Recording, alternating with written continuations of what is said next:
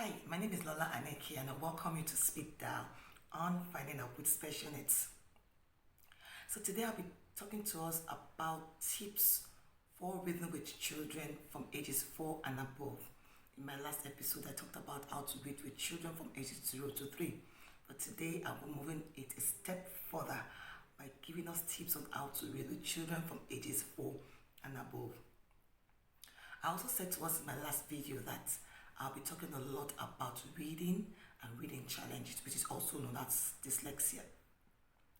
I'll be teaching us some strategies to prevent reading challenges, which I already started talking about, that is promoting the reading culture in children as early as possible. I'll also be talking to us about tips for teaching phonological awareness, phonics, fluency, vocabulary, and reading comprehension. And I am super excited about my new book that will be out in a few more days. It's called Dyslexia Bible. All that you need to know about the causes of dyslexia and strategies for teaching individuals with dyslexia, accommodation, technology, and lots more are put together in that book to help parents, teachers, or any individual who is willing to learn about dyslexia. Hashtag no dyslexia. Thank you, One Word Africa, for that. Now, the first tip I'll be teaching us today is to help to read the children from ages 4 and above is one. Take turn reading with the child, okay? Take turn, make sure that you read to each other. So you read at a particular time, the child reads at another particular time. Have a schedule. Let the child know that you're excited about reading with the child. So for example, you might read on Monday, the child might read on Tuesday, or on the same day you read at a particular time and the child read at another time, okay? Now, praise the child whenever the child reads well. And whenever the child does not read well, please do not criticize the child. Just don't make a big deal about it if it's not reading well. As the days go by, the child will read better, okay? Now, second tip is make reading fun, okay? Make reading together fun. Make it fun. Come up with ideas. Come up with, you may want to do like a reading theater where you just pretend to be reading to a group of people in a theater and then the child will act it out and all of that. So make reading fun. Don't make it too long and be very observant to identify when the child is tired or the child is bored or the child is becoming restless, so the child does not totally shut down on you when it's time to read, okay? The third tip is take advantage of the child's interest. So my daughter, for example, loves princess stories. So most of the books I got for her are princess related stories, okay? They are grocery books. The whole essence, your objective is for the child to read, but use the child's interest to promote the reading culture in the child, to promote good reading culture in the child. So for example, if a child like dinosaurs, use dinosaur stories to encourage the child to read. The fourth tip is don't make the child choose between reading and watching TV or playing, okay? It's not the time to say, it's either you read now or you watch TV or you play. The child will definitely go for playing and watching TV. So ensure that you separate each of these activities on the child's schedule. So there's time for reading, there's time for watching TV, and there's time for playing outside, okay? Never ever give the child the option of choosing between reading, watching TV, or playing. The fifth tip is if the child misses a word while reading out loud, help the child by saying the right word, okay? Don't make a big deal about the error the child make, okay? Because when you do that, children tend to just want to retrieve and just don't want to read anymore because they're looking up to you to confirm to them that they're reading well and to cheer them up. So please do not make a big deal about the errors they make. If they make errors or they miss words or they skip words, which tend to happen with children a lot, okay? Now, the sixth tip is find out about the child's reading level to reduce frustration.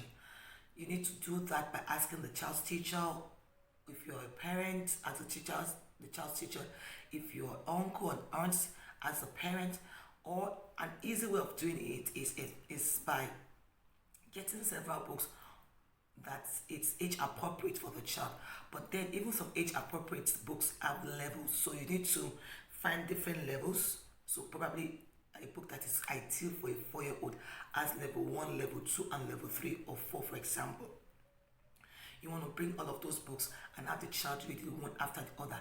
Whichever book the child reads properly without any error, that is where you should start from, because you want to encourage the child from reading fluently to getting to now face the challenges. Start with the easy ones he's able to read and then move to more complex ones. So you start from level 1, level 2, and level 3. So please find out the child reading level either by asking or doing your own form of informal assessment and identifying where the child is, so that you can reduce frustration in reading in the child or for the child. Now the 7th tip is be a good reader yourself, okay? For you to encourage reading in children, you have to show them that you also are a good reader, okay? Encourage the child to read by reading by yourself too. Let the child always see reading. Remember, these children learn by imitation. They do what they see you do as opposed to doing what they hear you say.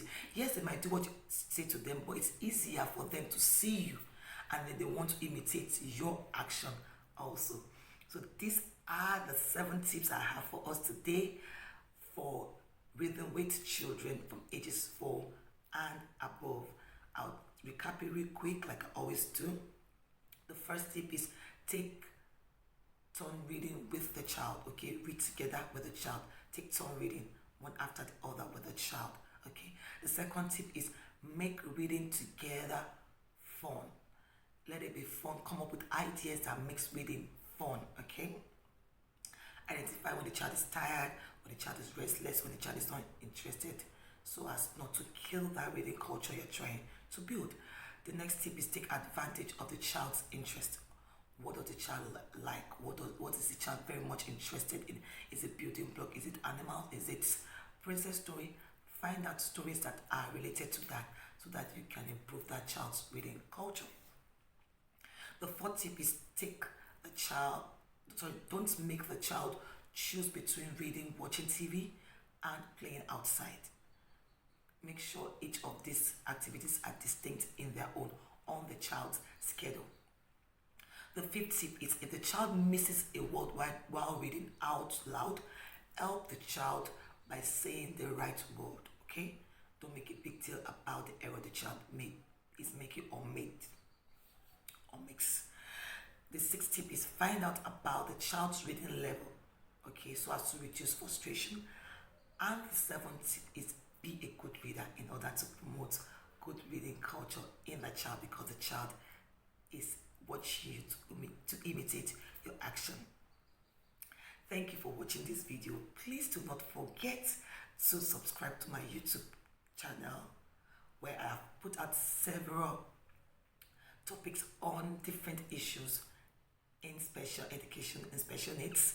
I've talked about speech impairment, I've talked about learning disabilities, and I'll be talking more and more on different kind of disability, okay? So take advantage of this information so that you can be better equipped and we can make the world a better place for children living with disabilities.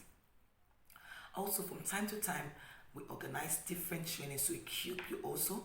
So follow me on my various social media and handles to get information about these trainings and information about our most upcoming trainings will be on the screen right now. Please do well to join us for this training, and I hope to see you next time. Until then, it's goodbye from me. Bye bye again.